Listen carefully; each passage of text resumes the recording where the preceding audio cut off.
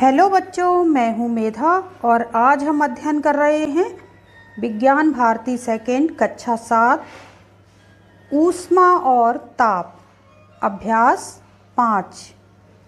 तो आइए इसके प्रश्न हल करने का प्रयास करते हैं। नंबर 1, निम्नलिखित प्रश्नों के सही विकल्प चुनकर लिखिए। का द्रव के गैस में बदलने की क्रिया को कहते हैं। ऑप्शन आ गलनांक, व हिमांक, स बाष्पीकरण, द संघनन। तो द्रव के गैस में बदलने की क्रिया क्या कहलाती है? द्रव जब गर्म करते हैं तो वह गैस में भाप बनकर बदलती है, तो हम कहेंगे बाष्पीकरण। प्रश्न नंबर खा द्रवों में ऊष्मा संचरण होता है। ऑप्शन आ चालन द्वारा, ब संवहन द्वारा, स विकिरण द्वारा, द इनमें से कोई नहीं। द्रवों में ऊष्मा संचरण होता है संवहन द्वारा, तो हम जाएंगे ऑप्शन बा के साथ। अगला प्रश्न है ग जल का क्वथनांक होता है 10 डिग्री सेल्सियस, ब 100 डिग्री सेल्सियस, स 120 degree Celsius, the 40 degree Celsius. तो हम जाएंगे ऑप्शन नंबर बा के साथ 100 डिग्री सेल्सियस, क्योंकि हम जानते हैं जल का ये बॉइलिंग पॉइंट है। जल कितने डिग्री सेल्सियस पर उबलता है? ये 100 डिग्री होता है, तो हम जाएंगे ऑप्शन नंबर बा के साथ। नेक्स्ट प्रश्न नंबर घ ऊष्मीय ऊर्जा का मात्रक है। आ मीटर, ब जूल, स न्यूटन, द कूलाम।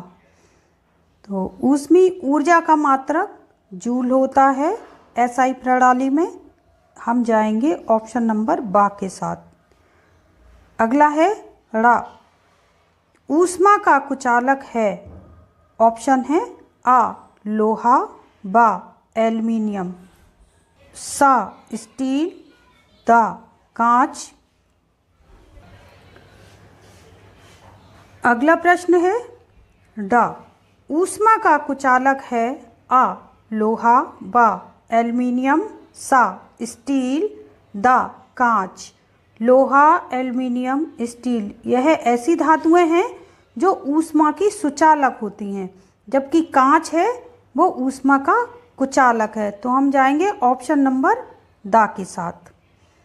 अगला है प्रश्न नंबर 2 निम्नलिखित प्रश्नों में सही कथन पर सही और गलत कथन पर गलत का चिन्ह लगाइए। पहला है का किसी वस्तु को गर्म करने पर उसका ताप घटता है। तो हम जानते हैं कोई भी वस्तु गर्म करें तो उसका ताप जो है वो घटेगा नहीं, वह बढ़ेगा। तो ये ऑप्शन हमारा क्या है? गलत। हम जाएंगे गलत के साथ। अगला है खा ठोस वस्तुओं में ऊष्मा का संचरण चालन द्वारा होता है। तो ये बिल्कुल सही ऑप्शन है। ठोस वस्तुओं में ऊष्मा का संचरण चालन द्वारा होता है। ग वस्तु द्वारा ली गई ऊष्मा वस्तु के द्रव्यमान पर निर्भर करती है।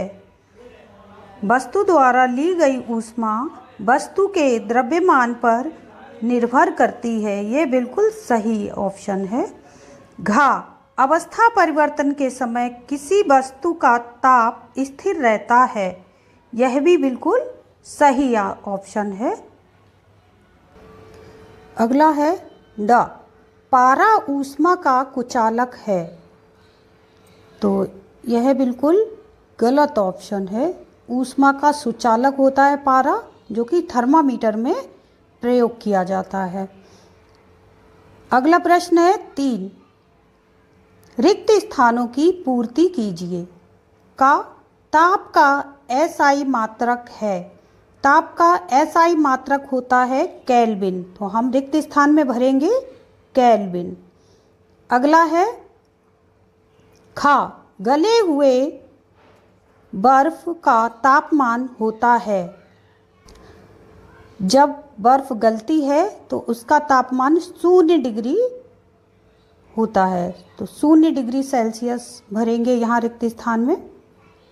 अगला है गा, किसी ठोस के द्रव में बदलने की क्रिया डैश कहलाती है? किसी ठोस के द्रव में बदलने की क्रिया गलनांक कहलाती है। घा, विकिरण विधि द्वारा ऊष्मा स्थानांतरण में डैश की आवश्यकता नहीं होती है? तो यहाँ भरेंगे हम माध्यम की आवश्यकता नहीं होती है विकिरण विधि में ऊष्मा के स्थानांतरण के लिए, तो हम भरेंगे माध्यम। र, बर्तन का हत्था बनाने में धातु का प्रयोग किया जाता है?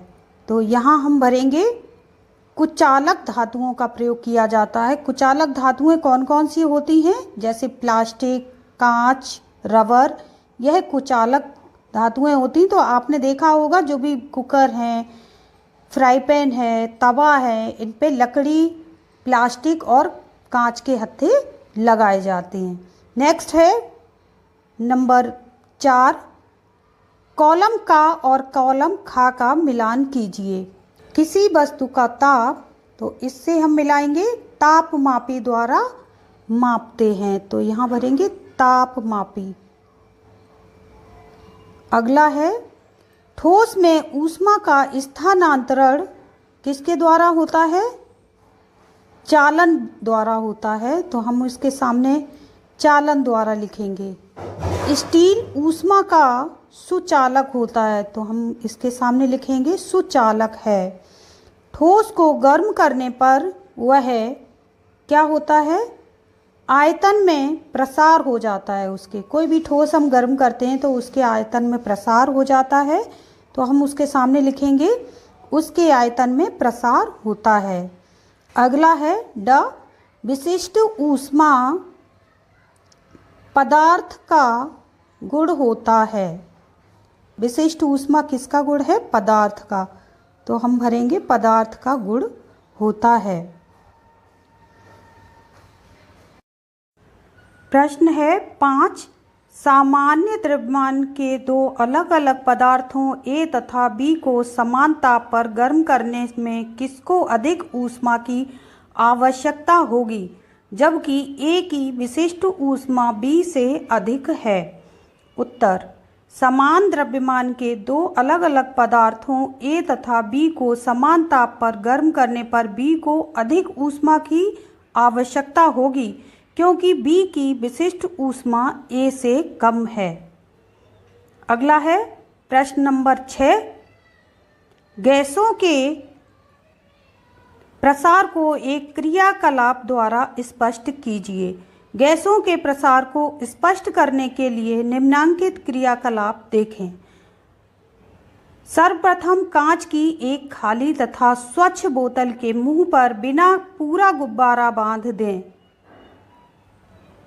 अब बोतल को एक चौड़े मुंह के बर्तन में रखेंगे और उस बर्तन में गर्म पानी डालेंगे। ऐसा करने से बोतल के अंदर की हवा गर्म होने के कारण फैलेगी और गुब्बारा फूल जाएगा, तथा इसके विपरीत बोतल को गर्म जल से निकालकर ठंडे जल में डालने पर गुब्बारा पिचक जाएगा। इससे यह निष्कर्ष निकलता है कि गैस गर्म करने पर फैलती है और ठंडे करने पर जमती या सिकुड़ती है। प्रश्न नंबर 7, रेल की पटरी जोड़ते समय उनके बीच खाली जगह क्यों छोड़ते हैं? उत्तर, रेल की पटरी जोड़ते समय उनके बीच खाली जगह इसलिए छोड़ी जाती है ताकि गर्म होने पर फैलने के कारण पटरी टेढ़ी ना हो जाए। प्रश्न नंबर 8, सुचालक तथा कुचालक पदार्थों में अंतर स्पष्ट कीजिए। उत्तर, जिन पदार्थों से ऊष्मा का संचारण सुगमता से होता है उन्हें सुचालक कहते हैं, जैसे लोहा, एल्युमिनियम, तांबा आदि। जिन पदार्थों में ऊष्मा का संचरण सुगमता से नहीं होता है उन्हें ऊष्मा का कुचालक कहते हैं, जैसे लकड़ी, कागज, ऊन, वायु आदि। प्रश्न नंबर 10, गलनांक की परिभाषा लिखिए। वह निश्चित ताप जिस पर कोई ठोस गर्म करने पर द्रव में बदलता है उसे उस पदार्थ का गलनांक कहते हैं। बर्फ का गलनांक 0 डिग्री सेंटीग्रेड होता है। अगला है प्रश्न नंबर 11, क्वथनांक की परिभाषा लिखिए। उत्तर, वह निश्चित ताप जिस पर कोई द्रव उबलता है और गैसीय अवस्था में परिवर्तित हो जाता है वह द्रव का क्वथनांक कहलाता है। पानी का क्वथनांक 100 डिग्री सेंटीग्रेड है। प्रश्न नंबर 13, समान पदार्थ के दो टुकड़ों का द्रव्यमान क्रमशः 2 किलोग्राम तथा 4 किलोग्राम है। समान ऊष्मा देने पर किसका ताप अधिक बढ़ेगा? उत्तर, किसी वस्तु के ताप में वृद्धि के लिए आवश्यक ऊष्मा की मात्रा उस वस्तु के द्रव्यमान पर निर्भर करती है। यदि समान पदार्थ के दो टुकड़ों का द्रव्यमान क्रमशः 2 और 4 किलोग्राम है तो समान ऊष्मा देने पर 2 किलोग्राम द्रव्यमान वाले टुकड़े का ताप अधिक बढ़ेगा।